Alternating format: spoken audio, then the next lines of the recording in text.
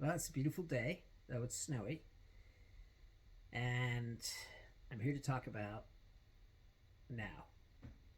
Now, there's a lot of things that we have that we think we own, or that we think are part of us. Like, for instance, possessions, belief systems, political affiliations, rights, freedoms. And all that stuff is great, but the fact is that we don't own it. Because it's not us. There's only one thing that we have, and that's now. All that other stuff can be taken away. Okay? So, what is now? Well, now is this moment. Everything that happens in this world and in this universe happens now. And if you're not living in the now, then you're really not living. Okay? Because you're living in a dream. Okay? The dream of your life. Okay? And this dream keeps you trapped. Okay? In thoughts. And that's a problem because that's how suffering starts, because you think things. And that includes your emotions as well. But to live in the now doesn't mean to be just alive, it means to not live in the past or the future. A mass majority of people in this world live in the future. They think that something's coming that's going to make everything okay. You know? Or they live in the past. They relive their past glories. Okay? Or however you want to think of it. But living in the past and living in the future isn't living. It just isn't. Okay? Because you're trapped. And you can't get out of that. Okay? And if you think something is coming that's going to make everything all right, if you think the next promotion is going to make you feel good, it's not.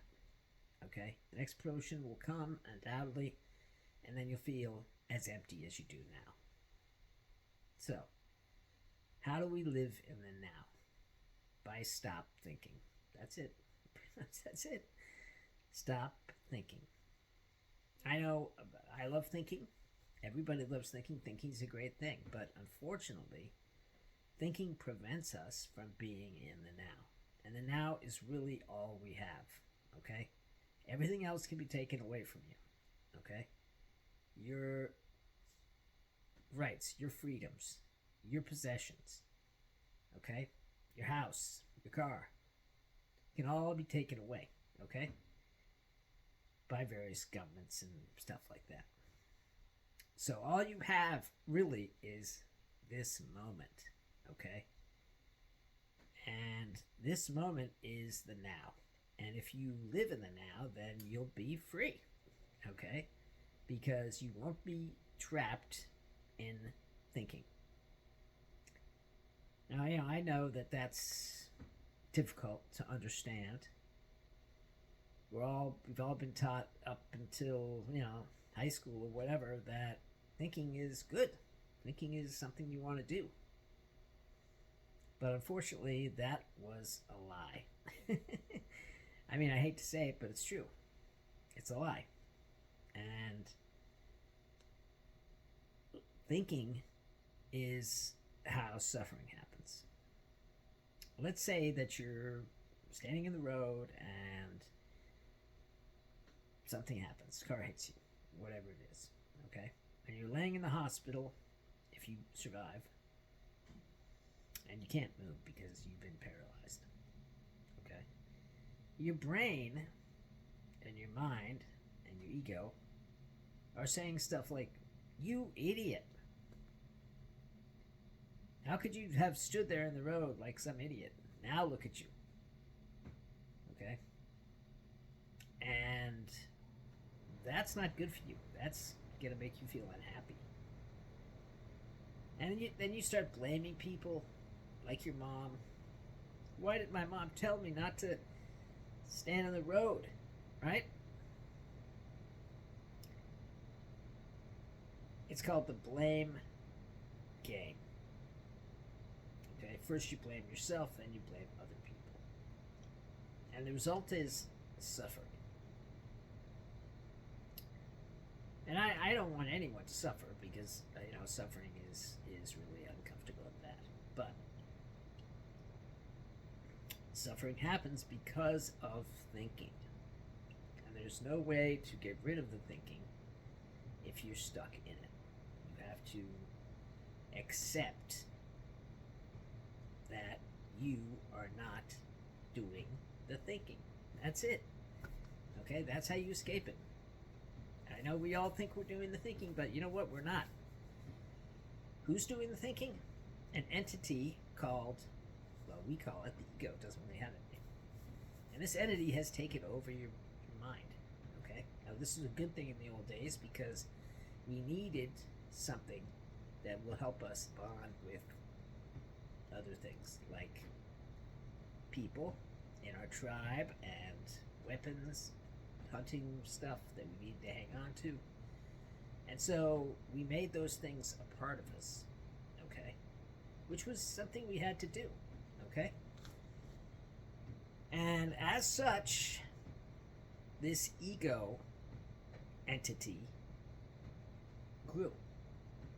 And it basically took over all your functions, took over your thinking for you. And so all of the thinking that you're doing is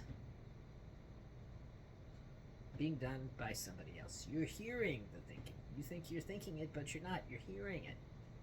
Okay? You are not the one doing the thinking. You are the one hearing the thinking. Okay? And you think that that's you. You think you're the one that's doing that. You're the one that's saying all the negative things about you in your head. Okay?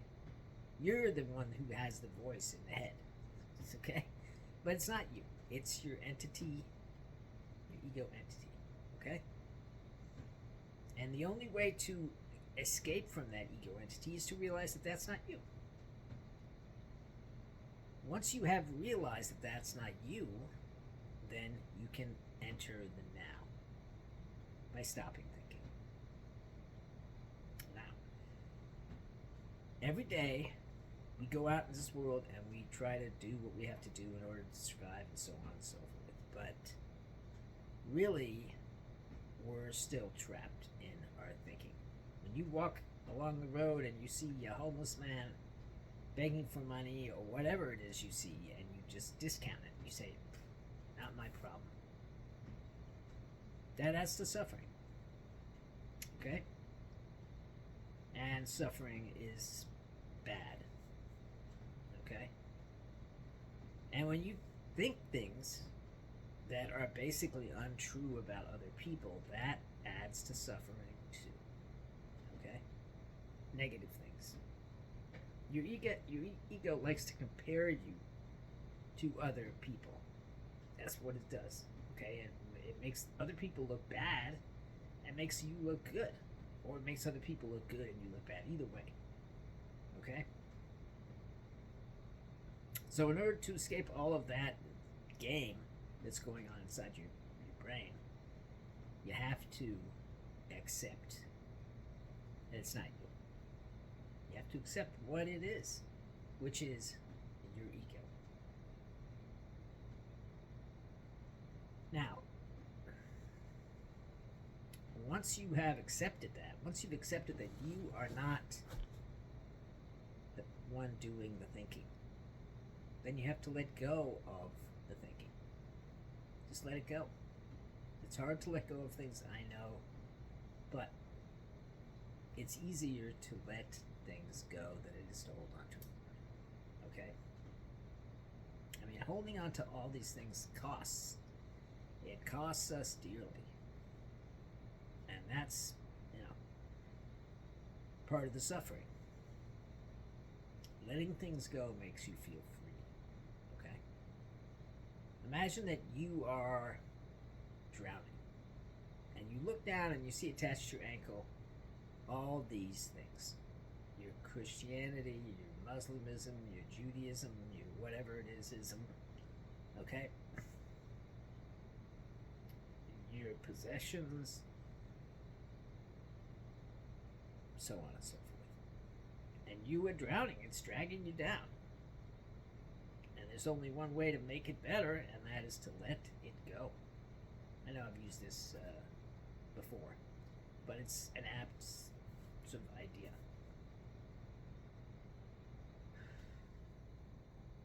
So, getting into the now, being into the now, that is what's important.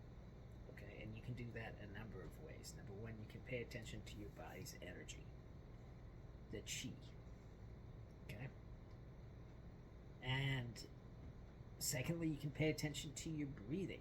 Anytime you pay attention to something besides thinking, that gets you into the now. Okay, and I want people to start to enter the now, because the now is really great. Okay, it's a beautiful, wonderful place. Everything seems better in the now than it did in the past. And my head's not filled with future stuff. Oh, I'm gonna have this, or I'm gonna have that, or I'm gonna be this, or I'm gonna be that. Okay? All that stuff just clears out, because the fact is there is no future, there is no past. None of that stuff exists. Because when the future becomes now, that's it. It's no longer the future, it's now. Basically, the now is like a thing moving across time and space. Time and space are one thing, as so the scientists say. And the now is moving through that. Okay? And it's moving at the speed of time, I guess you'd say. And if we are not experiencing the now, then we are losing something. It's easy for me to say that we're losing something, I suppose. But the fact of the matter is that it's true. Okay? I mean, I don't know everything. But I do know that when I'm in the now, my life is better. Okay? If you want your life to be better, okay, then you need to get into the now, and you need to stop thinking. Start with just the merest pause between thoughts, and try to enlarge them. Okay? You can use meditation to do this. You can use a variety of other things, and there's lots of different methods. And as they say, the method is the madness. Okay? So don't get stuck in one method. It's been my experience that more than one method is necessary. Okay? Anyway, so try to accept what is. And what is that you are not living, because you're not living in the now. And you are not thinking, because the ego entity, or the fake identity that exists inside of you, is taking over your mind, is taking over your everything. Okay? And we see people doing the same stuff over and over again. Going to jail, marrying the wrong guy, so on and so forth. Why is that? It's because they're not in control. They're not the one making the decision. So, try and remember that you are not a person, and therefore you're a soul. And that soulness is in the now. You can't experience your soul in the past. You can't experience your soul in the future. You can only experience it now. And the only way to get to be able to experience your soul is, and God, your soul and God. It's not just your soul, because your soul is connected to God. Is to stop thinking. Well, the clock on the wall is telling me that time has run out, so I will let it go at this point. And I love you all because you're me, and I'm you. Because we're all one thing. We're all souls. Pieces of God that broke off and became a soul. That's it. Okay? That's who we are. That's who everything on this planet is. A soul, a spark. I don't even know the right name for it. But there's something in us that keeps us alive. There's something in us that makes us live.